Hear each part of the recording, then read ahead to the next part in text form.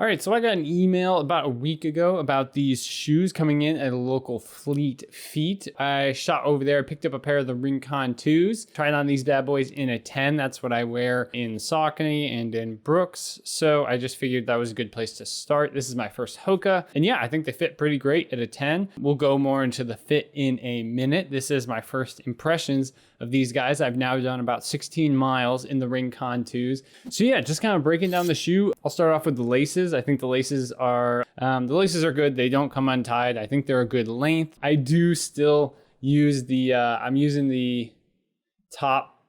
So I laced up to the final hole. I don't know what that's called. I still double knot it. So maybe the laces are a little bit long, but like they're good. They're small, they're light, they're sticky. They're not coming untied. It's a good lace. From that, the tongue is technically only attached down by the toe. I don't know. I know a lot of runners seem to think that when the tongue is connected to the upper, closer up the lace line, they tend to get a better lockdown.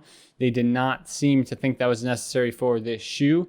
Moving on from there, the general upper, I think it's light, it's thin, it's breathable. It's a printed mesh like every other running shoe these days. I will say, looking at some of the first Rincon version reviews, I didn't run in them, but it looks like this is a little bit more of a sturdy upper mesh as opposed to it used to be a little bit more breathable in the previous version. Like you could shine a light and literally see through it. This one, as you can see, there's no shot you're looking through this shoe or the upper. But yeah, I mean, I haven't had any problems with it. It's, like I said, only 16 miles in. Things get a little bit swampy. This is North Carolina. It is super humid and it is August. So if you're not planning on plopping along in some sweat, you should probably relocate. The upper is pretty minimal aside from the heel. Some pretty good cushion up in there. I feel nice and locked in. I have a pretty narrow heel, and I have not any issues so far staying in this shoe. And if for some reason you need to slip into your shoe like already tied or something, I don't know, you've got this nice little heel lock that is pretty hardcore, and yeah, it's gonna help you get your shoes on. I don't know, maybe that's a Hoka thing. I haven't seen that in any other running shoes, but yeah, I dig it. I don't know. You could slide into them a little bit better. Yeah, so that's pretty much laces, upper, heel, comfort, the cushioning in it. Getting into the midsole, I think the midsole is a really nice balance of cushion and responsiveness. I think you can still feel the road underneath you really well, yet it does give you a nice cushioned ride. You kind of sink into this midsole, which I haven't felt with other shoes. Like the base of your foot kind of really sits into the shoe when you're looking at the outside. Like your foot sits in there pretty well. I don't know how many times I can say that and it's gonna sound like the exact same. But yeah, it seems like a Hoka thing. We can take a look at the outsole. Not too much to deal with. You can see there's a lot of exposed midsole right along there. And then you have kind of exposed midsole. And then you've got kind of your minimalist outsole rubber in a couple different kind of pressure points where you might be striking or needing a little bit more traction for control. Honestly, this is something I've also seen. I mean, you can see just from, I don't know if you're gonna be able to see it. You can see like right about here on the tread, I've already got like some kind of damage going on to the exposed midsole. So I'm gonna say this bottom of this shoe is gonna take some pretty heavy damage and it's gonna look pretty crappy, I think, by like 100 miles. I think if there is a downside to this shoe, I would currently say after 16 miles, it's the durability of the exposed midsole on the bottom of the shoe. All in all, I would say the fit is pretty great for me. I do have one hot spot on my pinky toe.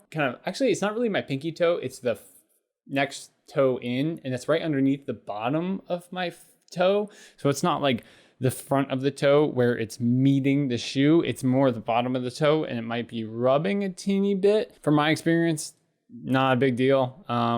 I've already, I've only done 16 miles in this shoe, but I've also done 10 in the Clifton Edge right now and, 200 or so in the Saucony Endorphin Speed. So, I mean, I've been running the whole time and I'm trying out some new shoes. So it's not always going to be a perfect sit in, but I do have a little bit of a hot spot. We'll see if it goes away. I'm assuming it will. From heel to toe, I would say the heel, I feel locked in. I have a very narrow foot along with a very narrow heel. I feel very locked in the heel. So moving forward from the heel, I do feel like I have a little bit of room in the midfoot of the shoe, not necessarily a super tight lockdown. Honestly, some people might like that. On your long runs, your feet are going to swell quite a bit. It's not the worst thing in the world. I'm just used to a shoe that locks me in a little bit more. And like I said, I double knot my shoe. I've got them laced all the way up. So there's no real way to get these any tighter. And I do feel like it is the right size shoe for me. So you got a little bit of room. I don't feel like I'm slipping and sliding much. Toe box feels nice. I would say compared to other shoes that I've run in, the Saucony, the Speed, the Canvaras, and then the Brooks Launch. I think the toe box has some nice room to it for still being a narrow shoe. And in general, I think they're a really comfy shoe to jump into. I will say that I felt like it took like a solid 8 to 10 miles to even feel like it just felt like kind of stiff until that moment. And then I honestly, as soon as I hit that 10-mile point, I felt like, okay, these shoes they're fitting to me soon. They're starting to fit to my foot and the way I run, and they're coming along pretty great. Honestly, that's all I really have on the Hoka One One Rincon 2s. Leave me a comment below if you have tried out these shoes before. I'm a new Hoka person. So yeah, I'm looking to do probably like 200 to 300 in these. Use them as a daily trainer.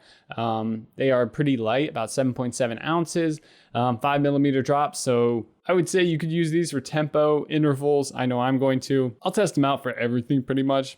Yeah, we're going to see how we get on with these. New Hoka guy. We'll see if I am officially now a Hoka person. Yeah, hopefully you got a little something out of this video. Thanks for sticking around till the end.